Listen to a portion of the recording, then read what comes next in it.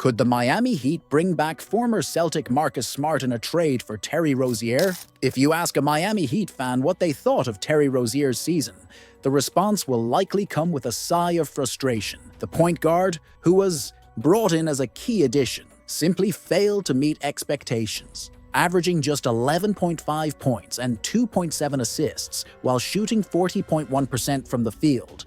Rozier couldn't impact the team the way many had hoped, and his defense? Better not even mention it. With that in mind, the idea of a trade doesn't seem far-fetched. What if the Heat sent Rozier to the Washington Wizards and brought back a familiar face from the Boston Celtics, Marcus Smart? According to Bleacher Report, this could be an intriguing option for Miami. Journalist Eric Pincus suggested that the Heat need to improve their playmaking and shooting arsenal to truly compete in the East. With Tyler Herro and Bam Adebayo as the team's core pieces, they need players who complement their skill sets. The team needs shooting and help at the point guard position, Pincus said. They could go for a younger player or try to involve names like Jaime Jaquez Jr. and Nikola Jovic in a trade to win now with Herro and Adebayo. In other words, if the Miami Heat truly want to compete among the best, keeping Rozier might be a mistake. The big issue: would the Wizards agree? Here's the major problem. Washington wouldn't trade Smart for Rozier in a straight-up deal. After all, Smart is a high-impact player, a former Defensive Player of the Year, and brings much more intensity and leadership than Rozier. For the Wizards to even consider this proposal, the Heat would have to include draft picks and perhaps a promising young player. Another key factor: Rozier's contract runs through 2026, meaning he wouldn't be a long-term piece for Washington unless they were willing to extend him at a lower price. If this trade were to happen, Miami would end up with a much more balanced backcourt. Smart and Herro could form an intriguing duo. Herro brings scoring, creativity, and three-point shooting. Smart adds elite defense, experience, and intensity. It's the kind of combination that makes sense for a team that needs to be more consistent on both ends of the floor.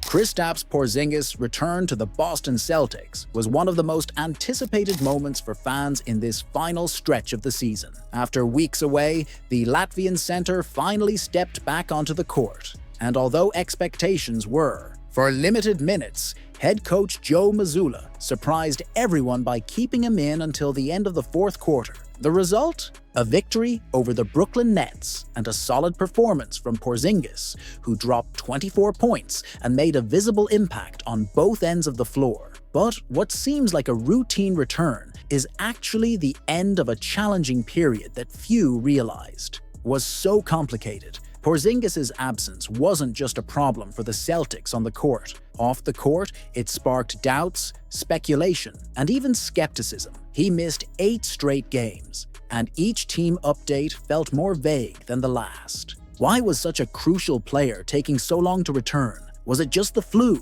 A bad cold? It wasn't. It was some kind of respiratory issue that got really bad, Porzingis revealed. I think bronchitis is the right word, something like that. But honestly, I've never been that sick in my life. I spent an entire week just lying, in bed, trying to recover. Even after that, I still felt extremely tired, and to this day, I still feel it a little. That statement makes it clear the issue was far more severe than initially thought. In professional sports, we're used to seeing players push through pain, minor injuries, and even illnesses. But when an elite NBA athlete who has access to top-tier medical treatment finds himself unable to play for weeks, it's a sign that something serious was happening. Even knowing he wasn't at 100%, Porzingis tried to push himself to return earlier than expected. He wanted to play against the Lakers, one of the most highly anticipated matchups on the Celtics' schedule. He trained hard the day before, believing he could make it.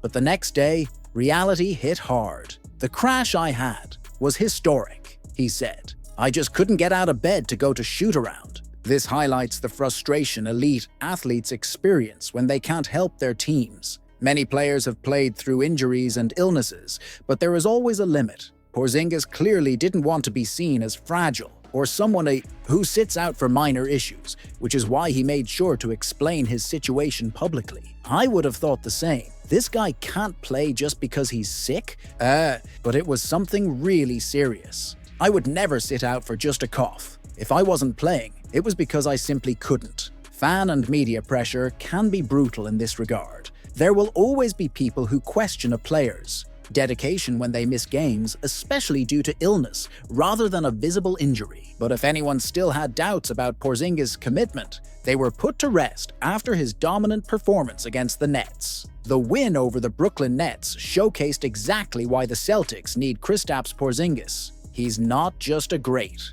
scorer, he's a key piece in both the team's offensive and defensive schemes.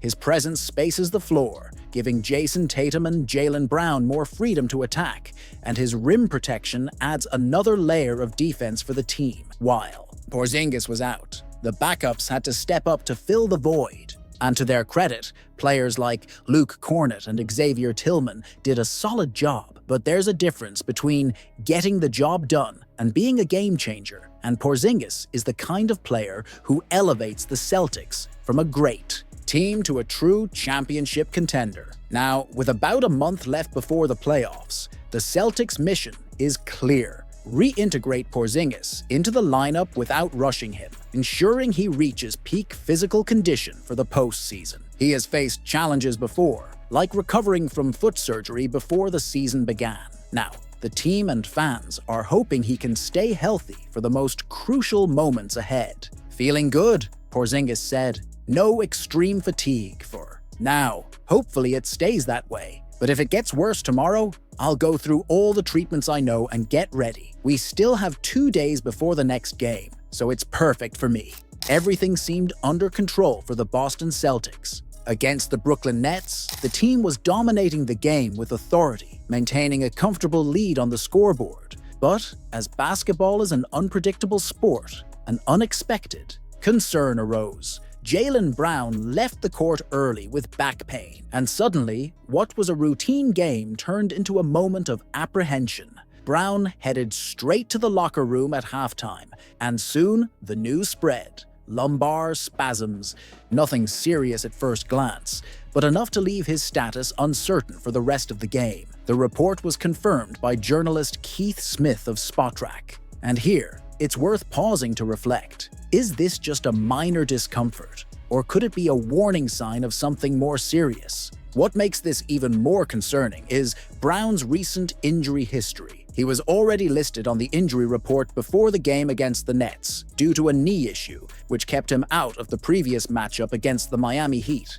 The Celtics, of course, took a cautious approach and decided to rest him on that occasion. But now, with another physical issue emerging, the question arises: is Jaylen Brown starting to feel the wear and tear of the season? Before leaving the game, Brown was making a solid contribution. 8 points, 6 rebounds, 3 assists, 1 steal, and 2 blocks in 24 minutes. He wasn't having his best shooting night, just 3 of 8 from the field, and 1 of 3 from three-point range. But his impact on the court was clear. Brown has always been a player who contributes beyond scoring, whether through defense, rebounding, or playmaking. But what happens to this Celtics team if he has to miss more time? Brown's season so far has been extremely solid. After winning the 2024 Finals MVP, he returned with even more confidence, remaining one of the team's pillars. His numbers speak for themselves: 23 points, 6.1 rebounds,